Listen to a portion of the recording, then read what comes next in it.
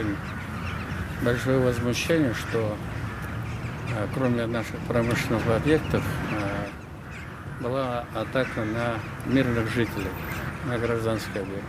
Жилой дом. Жилой дом мог бы пострадать еще больше, если бы не дерево, которое как бы смягчило этот удар. Хостел, где живут работяги, это совершенно не промышленная зона. Но в части промышленных объектов, да, мы считаем, что